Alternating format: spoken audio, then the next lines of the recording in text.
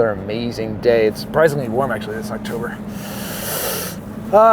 You farmers are so boring. All we do is talk about the weather. But it matters. It ends up in the flavor of our food. So it's a big deal to us. Headed over and picking Cabernet today here. It's been a full length of the season, and by that I measure it by the flowering to the day we harvest, which is the fruit ripening cycle, and that's come to a full natural extent. We're about 115 days out on Cabernet Sauvignon, which is just what we want. That's a really nice window. And these things are ripe, we've got long hang time and full flavor, and I'm excited.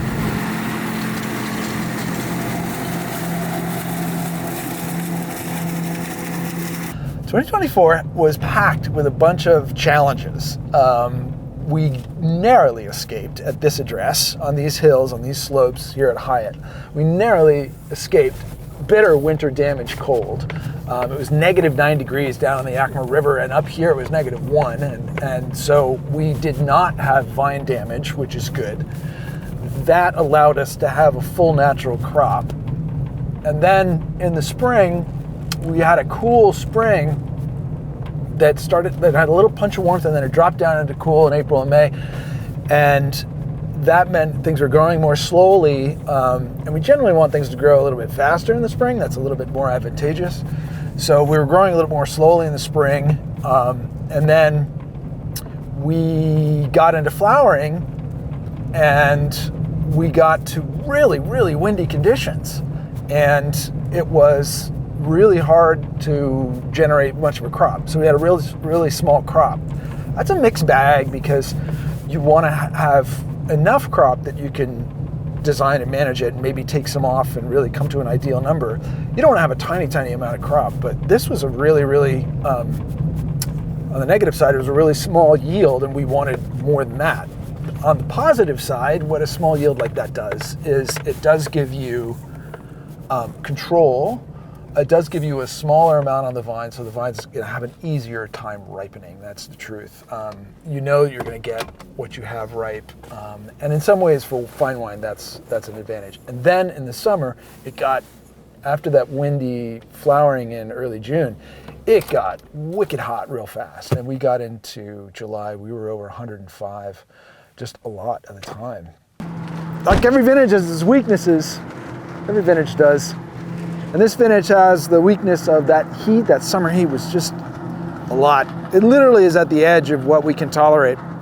And there's dehydration and sunburn out here that really just caught us when we didn't have enough water on the vine.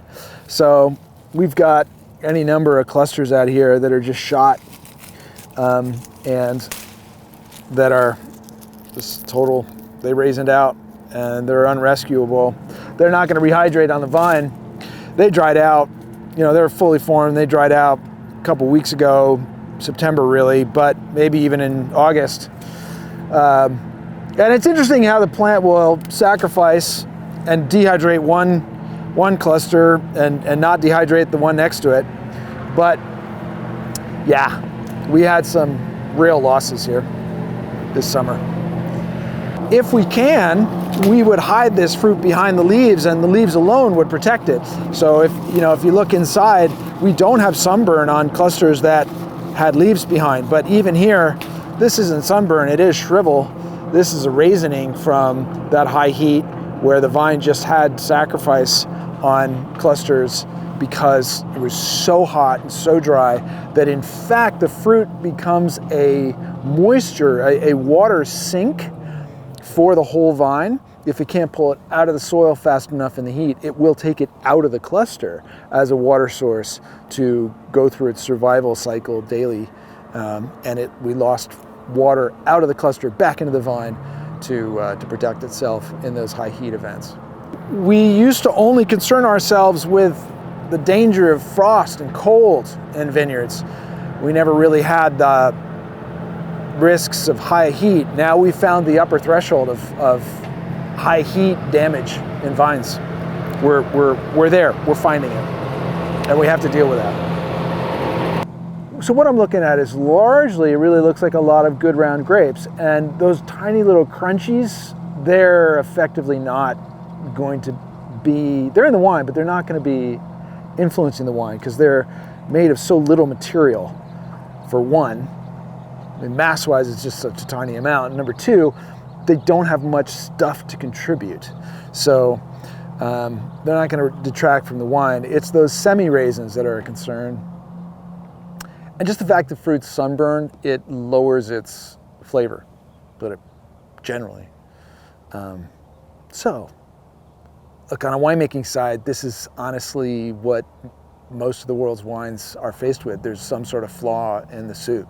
It's either a little bit of rot from too much rain, or some mold or mildew, or some bug damage or something, right? That's basically what we live with in the wine business. And it's really, really rare that you have really clean fruit. We have a lot of really clean fruit in Washington State, and I'm really spoiled by that. So I haven't spent a lot of vintages making troubled wine, shall we say, or normally troubled wine. But that said, this is going to be a very good wine, and there'll be things that I'll consider in the fermenter that I'm going to be watching for. I'm going to be watching for too much tannin, too much bitterness, right? And that's something I taste for. You can measure it, but only so much. It's really a taste factor. So we're going to drive at a lot of richness early up front in the winemaking, and then pull out as much flavor as possible without making it too intense and too heavy. That's going to accentuate the best parts of the wine. That's going to make the wine taste really yummy and minimize the stresses of the sunburn and whatnot. But I also know that I'm not going to get that ultimate reserve character out of this wine. I'm not fooling myself. That's unwise. So we're not going to go for the $100 wine, not with this material, but we are going to have some really delicious wine. It's a perfectly quaffable wine that we're going to really be able to enjoy with pizza or a burger anytime we want.